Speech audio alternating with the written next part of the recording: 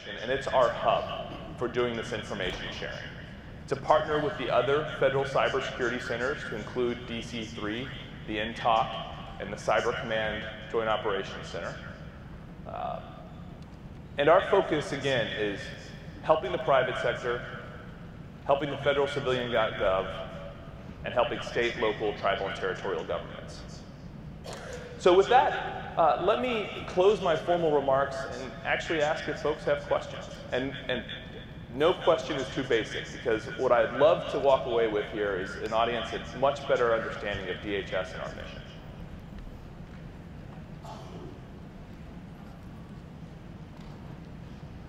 All right, please. Hi, thanks for coming to speak to us today. My name is Dietrich Bachmann. I work for a public university that does government contract work. And I really appreciate your breakdown of the customers you serve. And I'm wondering if DHS has any specific objectives or things they're working on to help protect academia.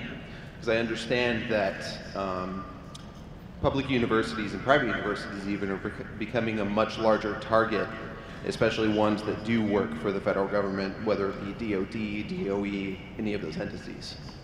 Yeah, that's a great question. With respect to academia, we are primarily focusing our efforts through the ISACs, these Information Sharing and Analysis Centers. There's a research and education network, ISAC, that focuses on academia, and the multi-state ISAC also works some with academia.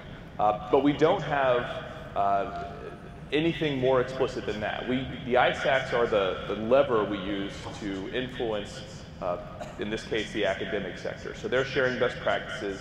They're a part of this program where they get threat indicators and pass them on, you name it.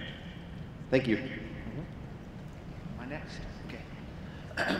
So, it's been interesting to watch the growth of DHS's ability to disseminate threat indicators and the adoption of sticks. Those are great things.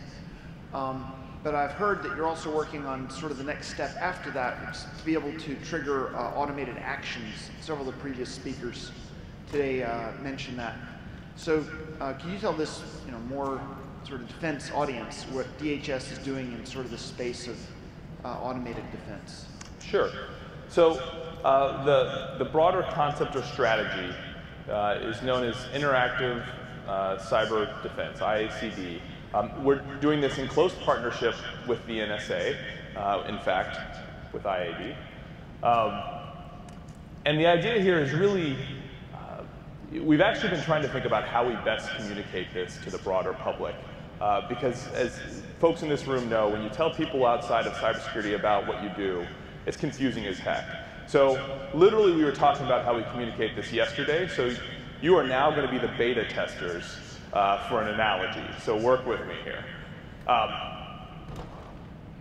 We published an RFI recently to get input on something called EAS.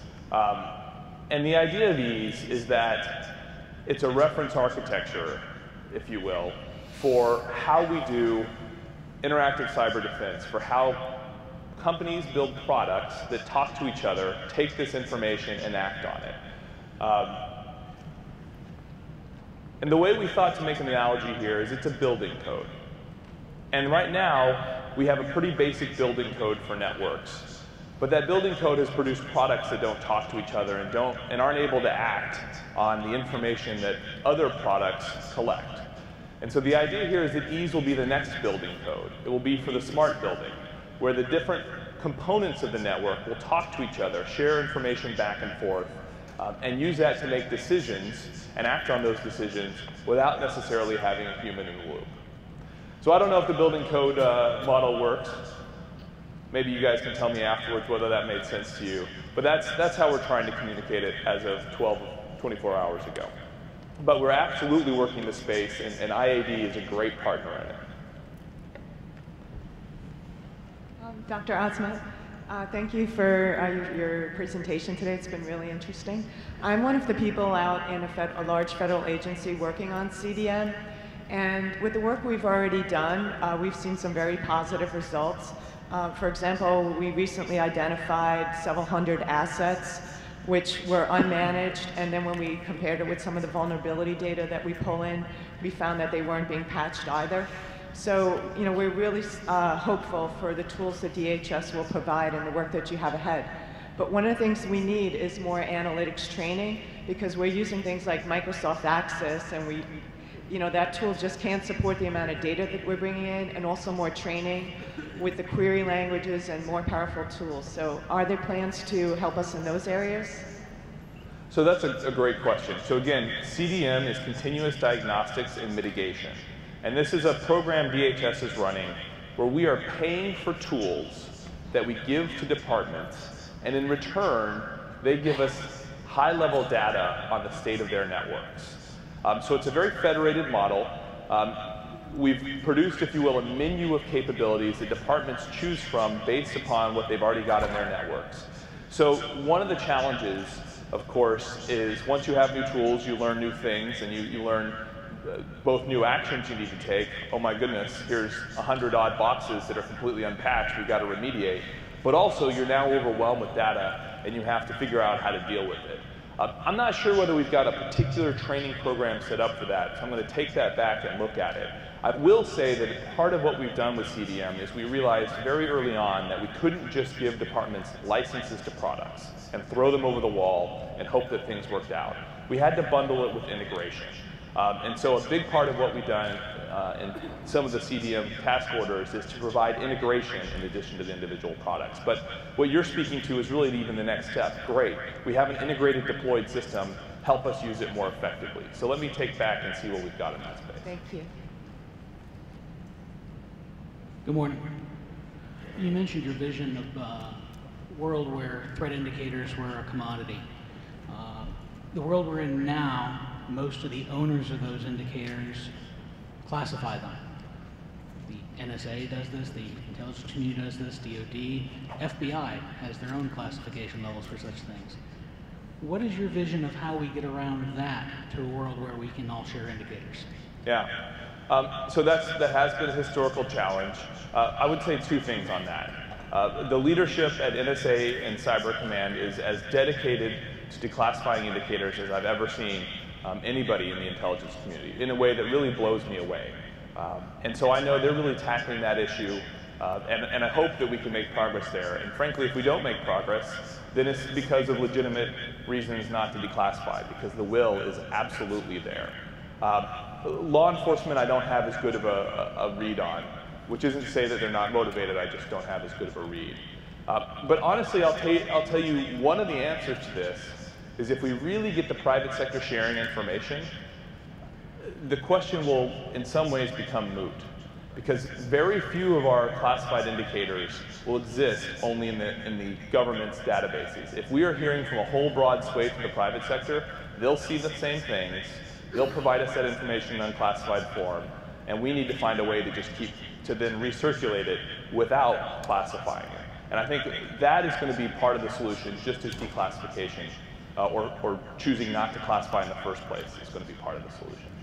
And then frankly, there's a third aspect, which is as DHS is increasingly rolling out our security programs, the perimeter defense program, and then also the next phases of CDM will have more intrusion detection capabilities.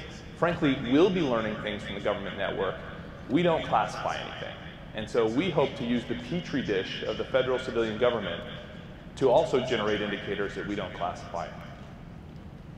Let me make sure I'm not missing portions of the room. Okay, here. If we could go back to CDM for a minute. Earlier we heard Mr. Halverson talk about the Department of Defense's struggle with what we're calling cyber discipline or cyber hygiene. What have you learned in the early deployment of CDM that could either give us hope or reinforce what I heard about a lot of skepticism? Jury's still out. So the way we did CDM is we did a very quick hit, relatively small purchase for mature departments and agencies who really did only need us to get some licenses and throw them over the wall. We've just now, literally 2 months ago, had the first contract awarded for that more holistic approach where we are providing both licenses and integration. And we won't have the federal roll-up dashboard for another year or so. So frankly, it's just too early. We're in the middle of rolling things out. It's great news to hear of a department that found 100 unmanaged boxes. I think people in this room won't be surprised by this, but when I was at the White House, other leaders were constantly surprised by the state of not just IT security, but just IT management. I would have situations where a department CIO would come to me and say, we just discovered a data center that wasn't in our inventory at all, and it had 10,000 systems in it. There's no other place in the world, no other field, where somebody could discover that they owned 10,000 problems that they had been completely unaware of the day before, and consider that the normal course of business. Only IT, right? And so that's the kind of problem that we hope to solve with CDM, but it's going to take us a while to get there. Yep. So to your comments about the cost to the adversary for creating new infrastructure and creating new tools and whatnot, granted, right, that the cost of repacking, recompiling, readjusting the tool set is relatively small for an attacker, granted almost infinitesimal, whereas perhaps infrastructure may be a little bit more costly for an adversary to acquire more of. Is there any thought, or do you have any thoughts about the movement to behavioral techniques for detecting malicious activity and potential standardization or commoditization of indicators that are not kind of your static pattern matching simple signatures, your MD5 hashes that will have such a short lifetime, like as Verizon points out about the lifetime of a malware hash being around a day for its usefulness. Yeah. So that's a really great point. So this goes to the question of if we're using threat indicator sharing as a way to raise costs, A, how much cost does it really raise? And then, what do we do when the adversary makes their counter move? It doesn't matter what security technique we use, the adversary will respond. They'll play a counter move. So in this case, as we have widely disseminated threat indicators, the malware will become rapidly changed. The infrastructure will have to be changed, although as you point out, it's a little more costly to change the infrastructure. So we also have to be moving towards a world where we have behavioral security systems that act even when they don't know what a known bad guy is.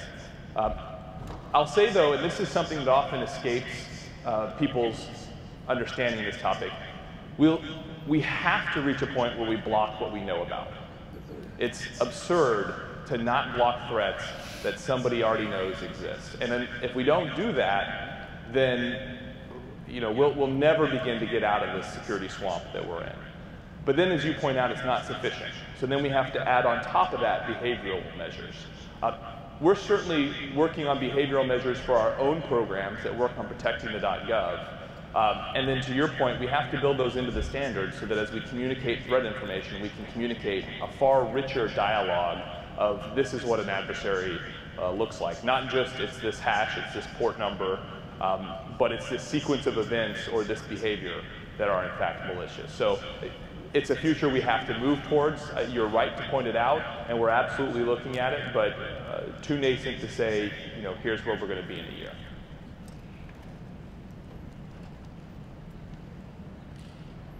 Morning, sir. Good morning. The Department of Defense gives away a lot of their information through their cleared defense contractors. You talked about working with business and industry. Do you see that they are more willing? Do they come to the table to DHS quicker than maybe those that don't have government contracts to be concerned about? Or are you in any way have a relationship with DSS to help move those things forward? Yeah. So we do have relationships with the defense contractors, although obviously DoD has that primary relationship and is the sector-specific lead for the defense industry. But more broadly, how willing is the rest of the economy? And I'll tell you, it's mixed, but improving rapidly. So this program we have, where we have 120 companies and most of the ISACs as participants, we focused that on really the most sophisticated companies. We want them to be generating their own threat indicators and sharing those with us, and able to act when we share indicators with them. And that's a surprisingly small number of the Fortune 1000, if you put aside the security and IT industry itself. But we're seeing really an increased willingness by companies to come to the government, and it corresponds, frankly, with the value that we give them. Right now, for this indicator sharing program, the government provides about 2/3 of the indicators in this program. The private sector is providing about 1/3. I'd love to shift that so that the government's contribution is only a much smaller fraction, not because we're contributing less, but because the private sector contribution rises dramatically. And I'll tell you that the trends are positive. We are seeing more companies participate and sharing more indicators. So I absolutely see that willingness, but I think it will only exist if we're providing value to them. And so that's part of the goal on the job for us, is we got to make sure that these programs continue to provide value. One more. All right, last question, then I'm going to have to wrap it up. Okay. So similar to my last question, what role do you see for positive control measures in CDM and DHS's involvement with its partners and customers? For example, application whitelisting and whatnot, to say, not beyond just a negative kind of control model of saying this is what's bad, but as well as saying these are the things that are good, and I'm going to allow only the things that are good to run. Yeah. Obviously, that's a very successful approach, and we are absolutely incorporating that into the CDM program. Doesn't work for every organization, but where you can make it work, and it doesn't work for every organization in every system, but where you can make it work, it adds huge value. And I think, folks around here know, if you've ever implemented even just the built-in Microsoft directory whitelisting, that in fact IAD has a great product on, you see really positive benefits on that very quickly. So absolutely something that we're incorporating into the program. All right, thanks very much, everybody. I appreciate your attention, and enjoy the rest of the conference.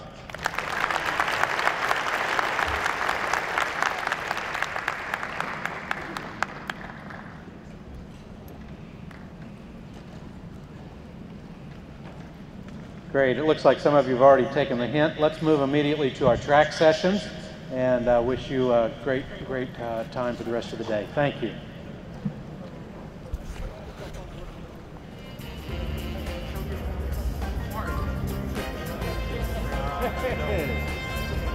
Sit right next to me.